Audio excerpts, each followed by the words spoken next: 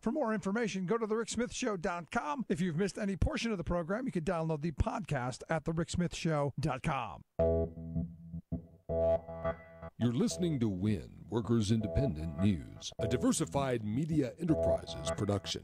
I'm Doug Cunningham. International Association of Machinist Workers are on strike at Houston's Wyman Gordon plant. IAM District 37 President Byron Williams says the strike was triggered by the company trying to cut disability pay and wanting to start entry-level workers at lower pay, around $12 an hour, while also freezing those wages for 3 years. The insult with the current workforce of our brothers and sisters is that they wanted to freeze those wages for 3 years, and with only periodic increases, it would take, if you did just simple math, it would take 50 to 60 years for an employee to reach from entry-level position to the top of that labor grade. Williams says his union wants human rights and improving working conditions for workers, and he says IAM's strike spirit at Wyman Gordon is strong, with support from the community and other unions. He gave special thanks to the IBEW. We've had retirees and others from the community dropping off water and food, and everywhere we go, they're asking. It's funny, they was asking me, "Oh, are we having a party?" I said, "No, we're having a labor dispute with the company," and they was immediately sympathetic and wishing us well and wanted to donate. John Patrick from the state AFL is driving in for support. Annie Khalil from the Gulf Coast has lended a hand from the community. We've had our local 811 and local 2198 in transportation ready to lend a hand, and of course our international Bob Martinez and our General Vice President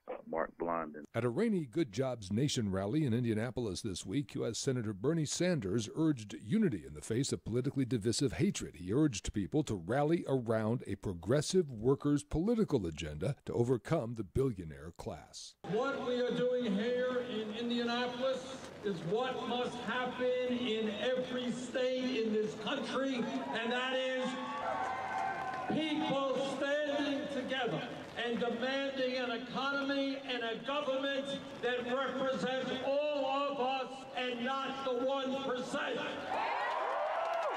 Our job is not to allow them to divide us up. It is to bring our people together. And when we fight for an agenda and a government that works for all of us, we can do extraordinary things. Workers Independent News is America's multimedia news voice for workers. You don't clean this mess up, we will be back. We'll be back. We will be back. We are the one that make the profit for Nissan. We are the one. UAW, strong, baby. UAW, strong. Support WIN's Worker News mission at workersindependentnews.com and like us on Facebook. You've been listening to WIN, Workers Independent News. For more information, visit workersindependentnews.com. It's time for the Rick Smith Show. I want you to get up now.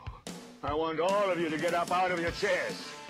I want you to get up right now and go to the window, open it, and stick your head out and yell, "I'm as mad as hell, and I'm not going to take this anymore!" I don't want to abolish government.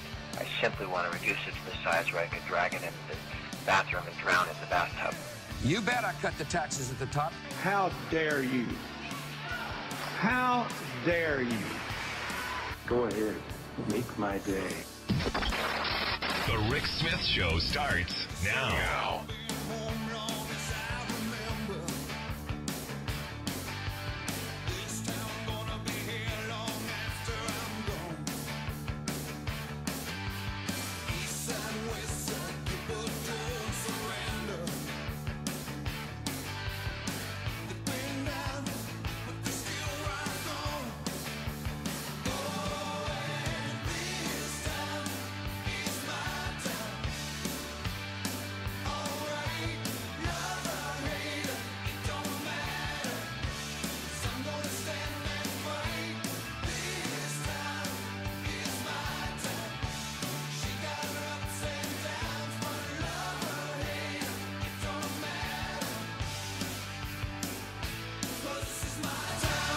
And welcome, brothers, sisters, working class heroes. This is the Rick Smith Show. Thanks so much for being here today on the big program. Lots to get to, lots to talk about. Oh, the Twitter-in-chief is going ballistic today. The Twitter thumbs are flying furiously in defense of Look, everyone knows that the president and the Republicans are having a little tizzy, a little tiff, a hard time, some marital discourse, some problems. No kidding. When you haven't talked to your Senate leader in 2 weeks, probably got a little bit of problem. And when you come out in public and point your fingers at them as failures, again, not so sure how that's going to be helpful in moving your agenda forward. And to be honest, I really don't think this president actually has an agenda other than chaos and, well, whatever pops into his mind at that moment. And that's scary stuff. Because this morning, I was trying to think of, exactly where are we as a country? I mean, there's so much chaos, and outwardly we're projecting chaos. I think back to 2000, and this has been rolling through my head all day, that, we're kind of in this chaotic moment. You go back to 2000 with the election, led into 2001 with, Bush becoming president, and, not, again, another one of those, not a legitimate president, appointed by the Supreme Court, lots of questions, lots of stuff going on. But, there was at least some bit of sanity, of continuity, of something. And I have this horrible feeling in my gut that we're reliving August of 2001. That we're, again, in one of these moments where, and I hate this feeling, that we're so chaotic that there's no one at the switch, there's no one at the wheel, there's no one guiding this ship, and that we've just set ourselves up for another major attack.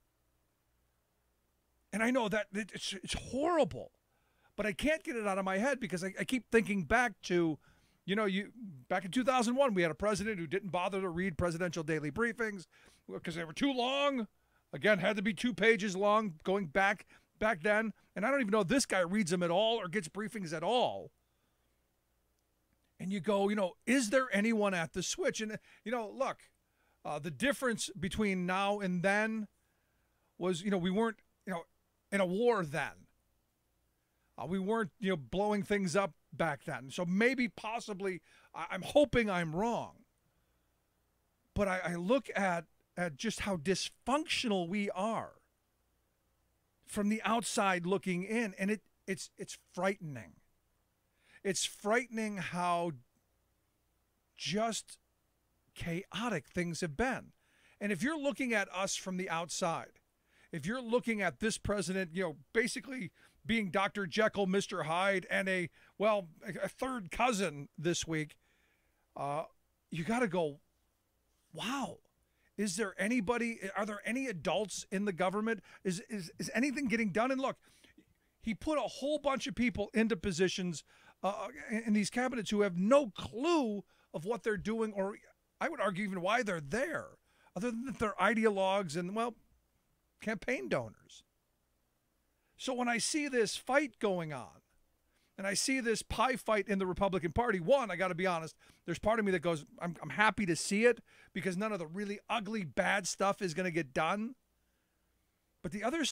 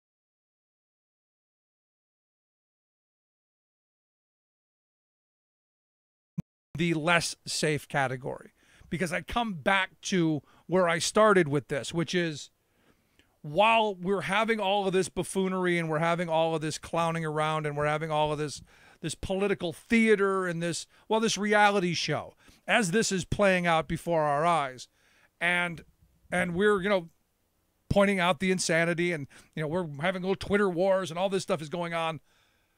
Honestly,